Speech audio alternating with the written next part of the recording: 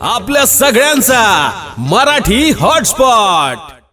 तुकोबाराय त्या देवाला उदार होण्याची विनंती करतायत। जे मागणं मागितलं ते त्या देवानं प्रसन्नतेनं द्यावं म्हणून त्याला उदार होण्याची विनंती करतायत। तुका म्हणे आता उदार तू होई। आता थोडंसं तत्वतः जर आपण विचार केला तर तुकोबाराय देवाला उदार हो अशी विनंती करतायत, हे संयुक्तिक आहे का हो? संयुक्तिक केव्हा झालं असतं? देव जर कंजूस राहिला असतं तर। अरे देव तर इतका उदारांचा राहणार। तुकोबाराय बोलतायत उदार तू हरी ऐशी कीर्ती चराचरी अनंत हे थोरी गर्जता ती पवाडे। अरे तो परमात्मा एवढा उदार आहे की जो मोक्ष त्याने सनकादिकांना दिला तोच मोक्ष त्याची वैरी भक्ती करणारा कंस त्यालाही दिला। ज्ञानेश्वरीचा 11वा अध्याय वाचा। तू सनकादिकाचे निमाने सायुज्य सौरसुदी धला पुतने की विषाचे स्तनपाने मारुवारी। जो मोक्ष त्याने सनकादिकांना दिला तोच मोक्ष त्याची मत्सरी भक्ती करणारा शिशुपाल त्यालाही दिला। जो मोक्ष सनकादिकांना दिला तोच मोक्ष त्याला मारण्याकरता स्तनामध्ये विष भरून आलेली पुतना तिलाही दिला। मग एवढा परमात्मा उदारांचा राणा असताना तुकोबाराय पुन्हा असं का म्हणतायत? तुका म्हणे आता उदार तू होई। बरं जाऊ द्या, परमात्मा उदार आहे हे संत बोलतील, यात काही विशेष नाही। संत तर देवाचे भक्तच आहेत, परंतु एके काळचा भगवंताचा कट्टर वैरी, देवाचा विरोधक, तो सुद्धा बोलतोय की रामासारखा वैराग्यवान, रामासारखा विद्वान, रामासारखा सामर्थ्यवान आणि रामासारखा उदारदाता कोणी नाही। रामाचा वैरी कोण? ज्या वेळेला मित्राचं वर्णन करतो त्यावेळेला कुठेतरी वशिलेबाजी असते, आणि विरोधकाचं वर्णन करतो त्यावेळेला कुठेही वशिलेबाजी नसते। रामायणाच्या युद्धकांडामध्ये असा एक सुंदर प्रसंग आहे की ज्या वेळेला मर्यादा पुरुषोत्तम भगवान श्री प्रभू रामचंद्र यांच्या समोर रावण येतो। चित्र कसं आहे पहा। रावणासमोर राम, रामासमोर रावण, देवासमोर राक्षस, राक्षसासमोर देव। राम जरी परब्रह्म भगवान तरी मानवाचा वेश धारण करून अवतीर्ण झालेली देवता, आणि रावणाचं सगळं याच्या विरोधात। भगवान प्रभू रामचंद्रांचे हातपाय आपल्यासारखे, डोळे आपल्यासारखे, उंची आपल्यासारखी, रावणाचं सगळं विरोधात।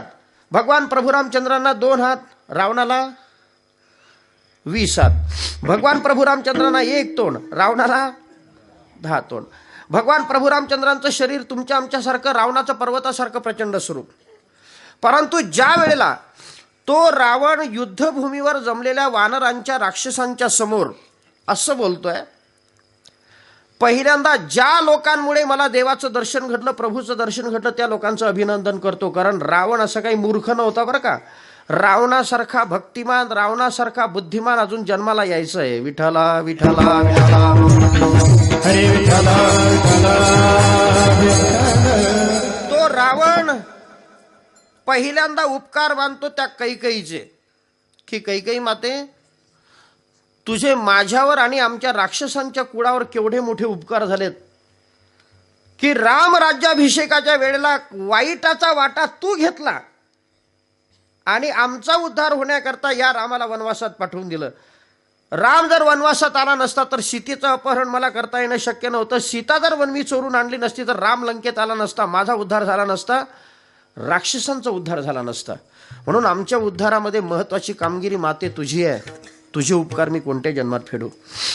दुसरे उपकार मानतो कुलगुरू वशिष्ठांचे की गुरुदेवा, तुम्ही जर रामाला सीतेला वनवासात नेण्याची आज्ञा दिली नसती तर रामानं सीतेला वनवासात कधीच आणलं नसतं, आणि सीता जर वनवासात आली नसती तर तिचं अपहरण मला करणं शक्य नव्हतं। म्हणून आमच्या उद्धारामध्ये सिंहाचा वाटा गुरुदेवा तुमचा आहे।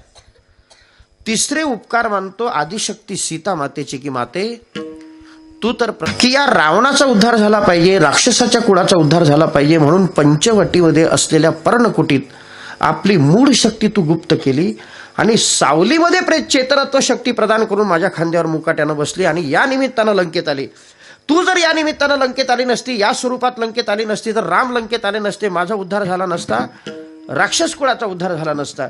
म्हणून आमच्यामध्ये सगळ्यात मोठा वाटा आमच्या उद्धारामध्ये माते तुझा आहे। तुझे उपकार मी कोणत्या जन्मात फेडू। त्यावेळेला भगवान प्रभू रामचंद्रांच्या समोर जमलेल्या सगळ्या लोकांना तो रावण आवाहन करतोय पहिल्यांदा भगवान प्रभू रामचंद्रांची थोरवी वर्णन करतोय की ऐका वानरांनो, ऐका राक्षसांनो, मी ज्या रामाच्या समोर उभा आहे तो राम जरी मानवाच्या वेशात तुम्हाला दिसत असला तरी रामाला माणूस समजू नका. राम प्रत्यक्ष परब्रह्म भगवान आहे. रामाच्या सत्तेशिवाय झाडाचं पान हलत नाही, रामाच्या सत्तेशिवाय मानवाचं शरीर चालत नाही, रामाच्या सत्तेशिवाय चंद्र सूर्य हेही प्रकाशित होऊ शकत नाही, रामाच्या सत्तेशिवाय वाऱ्यालाही गती मिळू शकत नाही.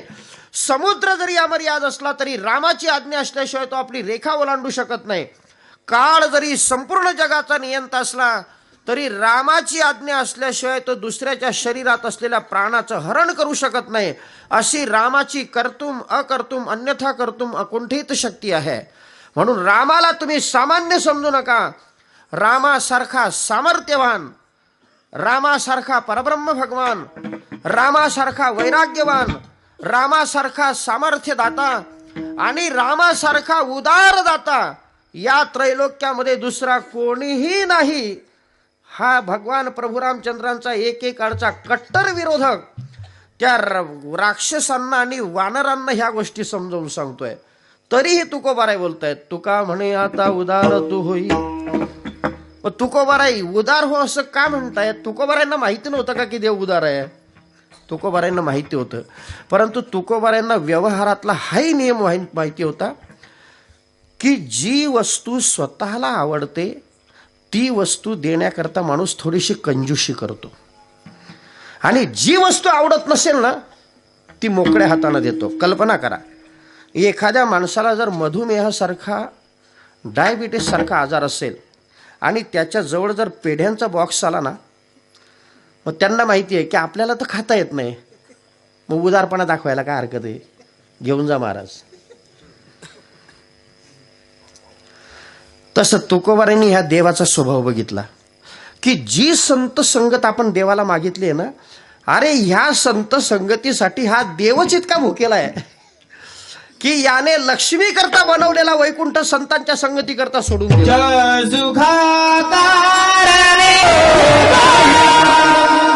ज्या सुखा कारणे देव वेडावला संत वैकुंठ सोडोनी संत सदनी राहिला. त्या संत संगतीच्या आवडत्या देवाला असल्या कारणाने हा देव कदाचित संत संगती देण्यामध्ये कंजूशी करेल. म्हणून तुकोबाराय बोलतायत, तुका म्हणे आता उदार तू होई, मज ठेवी पायी संतांची या संतासी निरवी हेची मज दे. आणि तुझे काही न मागो देवा विठोबा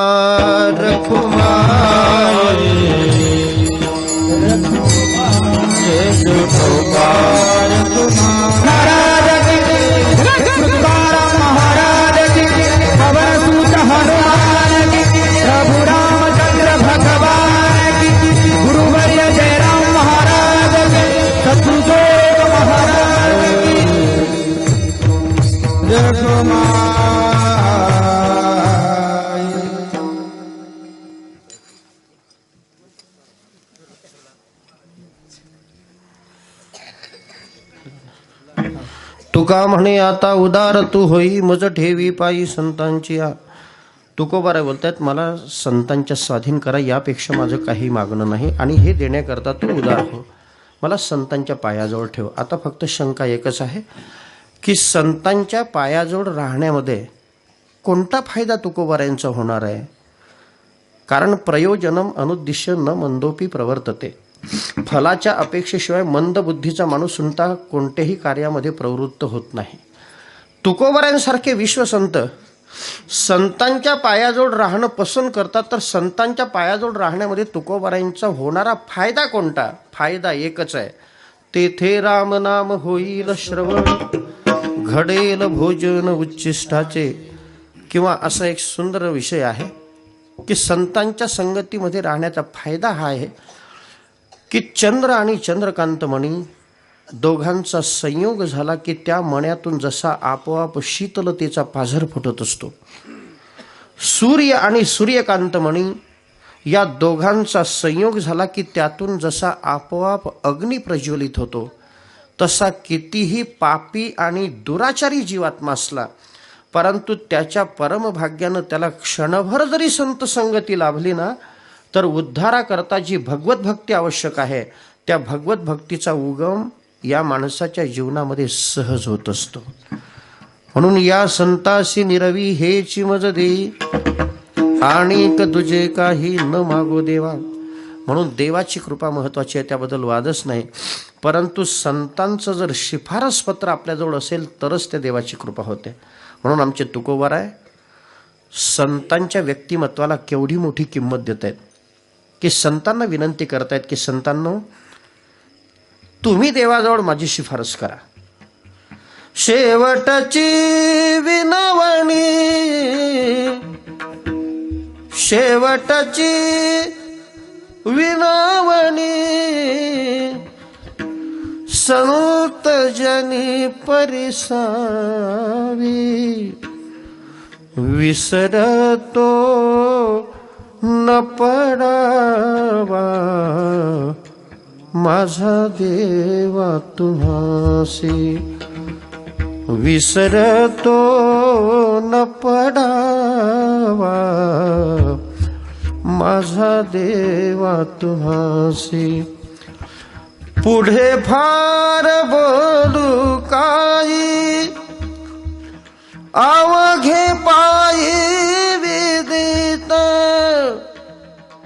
तुका म्हणे पडिलो पाया, करा छाया कृपेची. विसरतो न पडावा माझा देवा तुम्हासी. सांगण्याचं तात्पर्य एकच आहे की बाप हो, या जगतामध्ये सगळ्यात मोठी शक्ती आहे ती संत शक्ती. म्हणून संतांची ज्या वेळेला कृपा होईल त्याच वेळेला देवही आपल्यावर कृपा करतो. म्हणून संतांची कृपा होण्याकरता संतांचं भजनही आपल्याला करणं जरुरीचं आहे. पण संतांचं भजन कसं करावं त्या बाबतीमध्ये थोडंसं खेदानं बोलावं लागतं. खेदानं बोलावं लागतं की अलीकडे सगळीकडे मोठमोठ्या स्वरूपाचे मोठमोठे सप्ताह होत आहेत. 2-2, 2.5 तास, 3-3 तास आपण कीर्तनालाही बसतोय. परंतु ज्या वेळेला ज्ञानेश्वर माऊलीचं भजन होतं ना, त्यावेळेला ऐकणारा सहित कीर्तनकाराला कोणती लोकल पकडायची असते देव जाणे.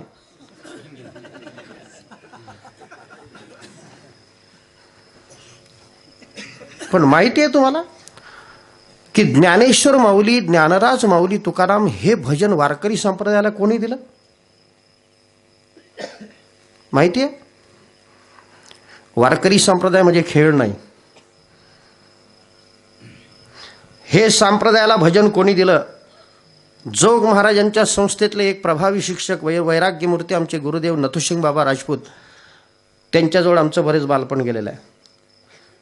गुरुदेवांच्या अमृतवाणीतून बऱ्याच वेळेला असं ऐकलंय की वारकरी संप्रदायाला हे भजन कोणी दिलं? पूर्वी पंढरपुरामध्ये साधारणतः हैबत बाबांच्या कालखंडामध्ये असे एक पांडुरंगाचे पुजारी होऊन गेले. त्यांचं नाव वैकुंठवासी परमपूज्य हरिभक्तीपरायण प्रल्हाद महाराज बडवे. फार मोठे अधिकारी. त्यांचा अधिकार एवढा की ते पांडुरंगाची पूजा त्यांच्याकडे. नामदेवरायांच्या हातचा जसा नैवेद्य पांडुरंग परमात्मा खात होता तसा प्रल्हाद बाबांच्या हातचा खात होता. नामदेवरायांच्या हातचं दूध प्यायचा तसा प्रल्हाद बाबांच्या हातचंही दूध प्यायचं. एके दिवशी प्रल्हाद बाबा बडवेंनी पांडुरंगाची शेजारती आटोपली आणि सभा मंडपामध्ये आपलं अंथरूण टाकलं झोपायला. डोळ्याला डोळा लागतो न लागतो तेवढ्यामध्ये मध्यरात्रीची वेळ. असा एक सुंदर ध्वनी त्यांच्या कानावर आला. ज्ञानेश्वर माऊली, ज्ञानराज माऊली तुकाराम. ज्ञानेश्वर माऊली, ज्ञानराज माऊली तुकाराम. ज्ञानेश्वर माऊली, ज्ञानराज माऊली तुकाराम. हा एक विशिष्ट भजनाचा कधी न ऐकायला येणारा स्वर आणि न ऐकायला येणारं भजन त्यांच्या कानावर येताबरोबर प्रल्हाद महाराज बडवे खडबडून जागे झाले. कारण वारकरी संप्रदाय यापूर्वी विठोबा रखमाई, जय जय रामकृष्ण हरी हेच भजन करत होता. मध्यरात्रीची वेळ आहे, गाढ झोपेची वेळ आहे, सगळं पंढरपूर निद्रिस्त आहे, सगळीकडचे मठ बंद आहेत आणि हा सुंदर स्वर कोणत्या गायकाच्या तोंडातून येत असेल, कोण असा गंधर्व असेल की त्याच्या मंजूळ स्वरानं माझी झोप उडाली. म्हणून ते प्रल्हाद महाराज बडवे जागे झालेत. कोणत्या दिशेनं आवाज येतो त्या दिशेने कानोसा घेतला. तो ध्वनी येत होता पांडुरंगाच्या गाभाऱ्यातून. पावलं टाकीत टाकीत पांडुरंगाच्या गाभाऱ्याजवळ गेले. त्यावेळेला जो दरवाजा होता तो दरवाजा आजही आहे बरं का पांडुरंगाच्या गाभाऱ्याला. पांडुरंगाचा जो दरवाजा आहे ना त्याला आजही असं गोल छिद्र आहे. त्या छिद्रावाटे जर तुम्ही बघितलं तर पांडुरंगाची विटेवर असलेली नखशिखांत मूर्ती आजही दृष्टीला पडते. त्या छिद्रातून प्रल्हाद बाबा बडवेंनी बघितलं तर चमत्कार असा की पांडुरंग परमात्मा त्या विटेवरून सिंहासनावरून खाली उतरलेला. एका हातात चिपडे आहेत, एका हातात वीणा आहे आणि आपल्या रंगामध्ये भजन करतोय. ज्ञानेश्वर माऊली ज्ञानराज माऊली तुकाराम, ज्ञानेश्वर माऊली ज्ञानराज माऊली तुकाराम. प्रल्हाद बाबा बडवेंनी दरवाजा उघडला, कुलूप उघडलं आणि पांडुरंगाचे चरण घट्ट पकडले आणि पांडुरंगाला विनंती करताय, देवा आम्ही सगळे लोक तुमचं भजन करतो, तुमच्या भजनाशिवाय आम्हाला समाधान नाही आणि तुम्ही कोणाचं भजन करता, तुम्ही कोणाचं भजन करता असं म्हणताबरोबर त्या पांडुरंगाच्या डोळ्यातून घडा घडा घडा घडा आसू गळायला लागलीत. आणि पांडुरंग परमात्मा त्या प्रल्हाद बाबांना बोलतो, प्रल्हाद महाराज तुम्हाला समाधान मिळावं म्हणून तुम्ही माझं भजन करता, परंतु मला समाधान मिळावं म्हणून मी माझ्या ज्ञानोबा तुकोबाचं भजन करतो. मला समाधान मिळावं म्हणून मी निवृत्ती ज्ञानदेव सोपान मुक्ताबाई एकनाथ नामदेव तुकाराम हे भजन करतो. आणि जर समजा तुम्हालाही समाधान मिळावं असं वाटत असेल किंवा माझं आवडतं व्हावं असं तुम्हाला वाटत असेल तर तेही प्राणा परवते आवडती मज निरुते जे भक्त चरित्रा ते प्रशंसती.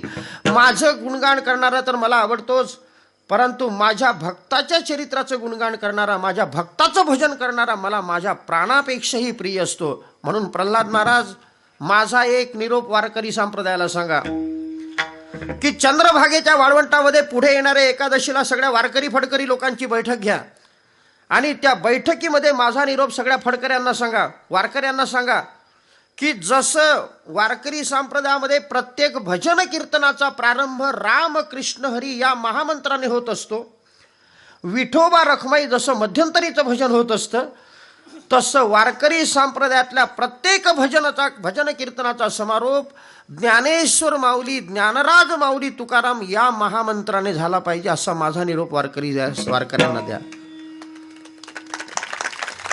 प्रल्हाद महाराज बडवेंनी येणाऱ्या पुढच्या एकादशीला चंद्रभागेच्या वाळवंटामध्ये सगळे वारकरी फडकरी लोक एकत्रित केले आणि पांडुरंगाचा निरोप वारकरी संप्रदायाला देताबरोबर सगळ्या वारकरी लोकांनी एकमुखाने तो मान्य केला. तेव्हापासून हा वारकरी समाज प्रेमयुक्त अंतःकरणाने हे भजन करतो. म्हणून या भजनाची ताकद कमी समजू नका,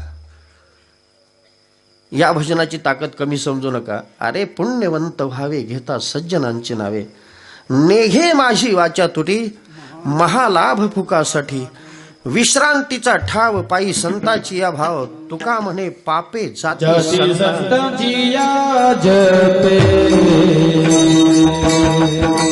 संत आपल्याला बोध देत आहे. बाबा ज्या वेळेला तुम्ही आईच्या उदरातून बाहेर येताना त्यावेळेला रडत रडत येता, परंतु तुमच्या रडण्याचा आवाज ऐकला की सगळे जग हसायला लागतं, पेढे वाटायला लागतं. म्हणून कबीरजींचा असा एक सुंदर संदेश या जगाला त्यांनी दिलेला आहे की बाबा ज्या वेळेला तू आईच्या उदरातून बाहेर येतो त्यावेळेला रडत रडत येतो, तुझ्या रडण्याचा आवाज ऐकला की सगळं जग हसायला लागतं, पेढे वाटायला लागतं. परंतु तू सत्संगतीच्या द्वारा, भगवंताच्या नामचिंतनाच्या द्वारा, सत्य आचरणाच्या द्वारा, शुद्ध कर्माच्या द्वारा जीवन जगत असताना अशी क्रांती कर की मृत्यू लोकाच्या नियमाप्रमाणे ज्या वेळेला तू मरशील ना त्यावेळेला तू हसत हसत मरावं आणि तू केलेल्या कार्याकरता, तुझ्या कीर्तीकरता संपूर्ण जगाने रडावं. कबीरजींचा असा हृदयाला पावच पाजर फोडणारा सुंदर संदेश आहे. कबीरा कबीरा जब हम पैदा हुए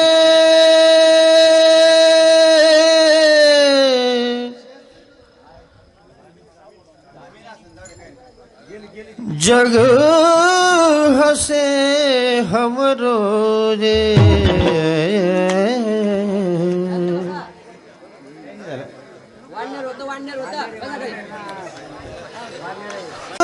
हसे हम रोजे ऐसी करनी कर चलो हम हसे जग रोए. ज्यांच्यासाठी जगच नाही तर जगाला जन्म देणारा पांडुरंग परमात्माही ओक्साबोक्सी रडलाय, ते आमच्या ज्ञानेश्वर माऊलींचं, जगद्गुरु तुकोबारायांचं प्रेमयुक्त अंतःकरणानं आपल्या पाप निवृत्ती करता भजन करा. सर्वांनी हात मोकळे करा, मन मोकळं करा. ज्ञानेश्वर माऊली जगद्गुरु तुकोबारायांची दैदिप्यमान मूर्ती आपल्या हृदयात आणा आणि प्रेमयुक्त अंतःकरणानं त्यांचं भजन करा अतिशय शांततेनं.